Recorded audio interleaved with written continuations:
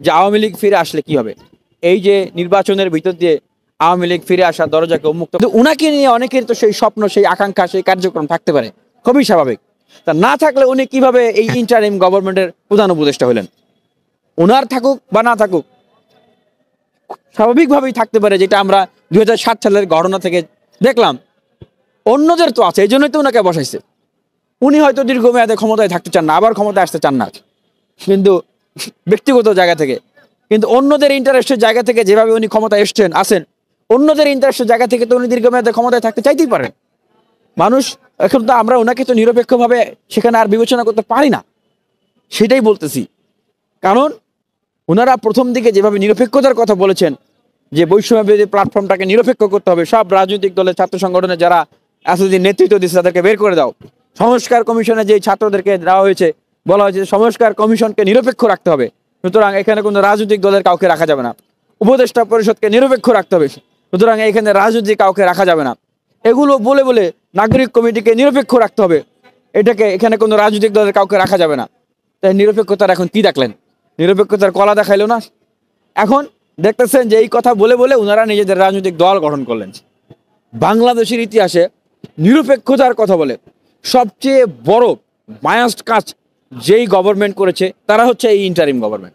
বিগত সময়ে যতগুলো তত্ত্বাবধায়ক সরকার এসেছে তাদের কিন্তু একটা কমিটমেন্টের জায়গা ছিল। তারা পিরিয়ড চলাকালীনই কিন্তু কোনো রাজনৈতিক দল গঠন করেন নাই। তাদের পিরিয়ড শেষ হওয়ার সাথে সাথে কিন্তু কোনো রাজনৈতিক কর্মচক্রম, নির্বাচন বা দলে যায় কিন্তু ঢোকেন নাই। কিন্তু এই সরকার নিরপেক্ষতার গান গেয়ে দলে থাকা অবস্থায় রাজনৈতিক দল তৈরি করলো, এবং এই রাজনৈতিক দল দিয়েই এই সরকারের আন্ডারেই নাকি তারা আবার ইলেকশনে যাবে, এই সরকারই নাকি আবার সংস্কার করবে। আমি একটা প্রশ্ন রাখতেছি, দেখেন আমাদের এত সব সংস্কার, এত সব যে পরিবর্তন, সবকিছুর উদ্দেশ্য কি? ক্ষমতা কাঠামোর ভারসাম্য, একটা নিরপেক্ষ সরকার ব্যবস্থা কাঠামো, তাই তো নাকি? তাই না? তাহলে সেটাই যদি হয়, তাহলে যেই সরকার নিজেরা ক্ষমতায় থেকে একটা রাজনৈতিক দল তৈরি করেছে, যেই সরকার নিজেরা ক্ষমতায় আছে এবং তাদের তৈরি রাজনৈতিক দলকে নিয়ে তারা নির্বাচনে অংশগ্রহণ করে, এক গ্রুপ ক্ষমতায় আরেক গ্রুপ নির্বাচনে, তাহলে তারা কি নিরপেক্ষ? সরকারই যদি নিরপেক্ষ না হয় এবং কোট আনকোট মাননীয় প্রধান উপদেষ্টা যেখানে সরাসরি বলেন যে ছাত্রদের দল গঠন প্রক্রিয়ায় তার সম্মতি আছে, ছাত্রদেরকে দল গঠন করতে না দেওয়া হলে অন্য অভ্যুত্থানে অংশগ্রহণ করে রাজনৈতিক দল আওয়ামী লীগের ক্যারেক্টার নিয়ে ফিরে আসবে, এবং যেই নতুন রাজনৈতিক দলের যে কার্যক্রমের সূচনা সেটা অন্য উপদেষ্টারা সেটাকে সেলিব্রেট করে পাবলিকলি একটা পক্ষ নিয়ে, তাহলে তাদের কি এই নৈতিকভাবে নিরপেক্ষ সংস্কার বা ভারসাম্যপূর্ণ রাষ্ট্র ব্যবস্থার সংস্কারের সেই অধিকার কি থাকে এখনো? এই প্রশ্নটা আমি রাখছি। এই প্রশ্নটা আমি বাংলাদেশের কোটি কোটি জনগণের কাছে রাখছি, যে এই সরকার কি সেই সংস্কারের নিরপেক্ষতা সেই জায়গাটা রাখে কিনা। আপনারা সেই প্রশ্নের উত্তর দিবেন। বরঞ্চ আমরা যেটা দেখলাম, নিরপেক্ষতার কথা বলে অভ্যুত্থানে অংশগ্রহণকারী অন্য দল এবং শক্তিগুলোকে তারা রাষ্ট্র সংস্কারের কার্যক্রম, রাষ্ট্র পরিচালনা থেকে দূরে রেখেছে, কৌশলে দূরে রেখে তারা এখন রাজনৈতিক দল গঠন করে দীর্ঘমেয়াদে ক্ষমতায় থাকার জন্য তারা এখন কাজ করতেছে। তো সেই জায়গা থেকে বলবো যে আমি যেটা বলবো, দেখেন সেটা বাস্তবে হয় কিনা। 2 মাস 3 মাস আগে যা বলেছিলাম এখন তো দেখতেছেন বাস্তবে হচ্ছে। বলি নাই যে তারা রাজনৈতিক দল গঠন করবে, করছে তো।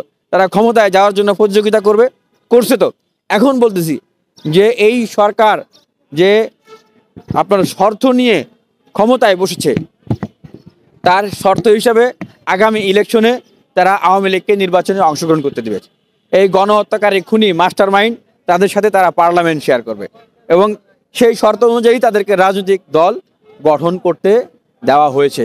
দেখেন এক্ষেত্রে একটা কথা আমি আপনাদেরকে বলি, যে এই যে তাদেরকে রাজনৈতিক দল গঠন করতে দেওয়া হলো, এই ইন্টারিম গভর্নমেন্ট চলাকালীন সরকারে থেকে রাজনৈতিক দল গঠন করে আবার সরকার থেকে পদত্যাগ করে আসলো।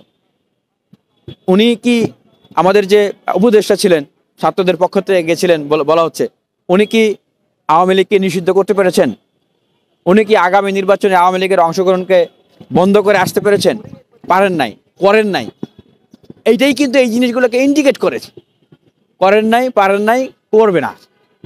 সুতরাং ক্ষমতার জন্য শহীদদের রক্তের সাথে যারা সমঝোতা করতেছে, শহীদদের আহত ভাইদের সাথে যারা সমঝোতা করতেছে, আমি দেশের মানুষকে বলবো যে আপনাদেরকে এই জায়গাটা একটা সচেতন ভূমিকা পালন করতে হবে, সচেতন হইতে হবে।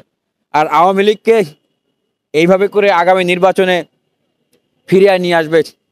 আওয়ামী লীগ ফিরে আসলে কি হবে, আমি জনগণের উদ্দেশ্যে, বিপ্লবী ছাত্র জনতার উদ্দেশ্যে এই কথাটা বলেছি যে আওয়ামী লীগ ফিরে আসলে কি হবে। এই যে নির্বাচনের ভিতর দিয়ে আওয়ামী লীগ ফিরে আসার দরজাকে উন্মুক্ত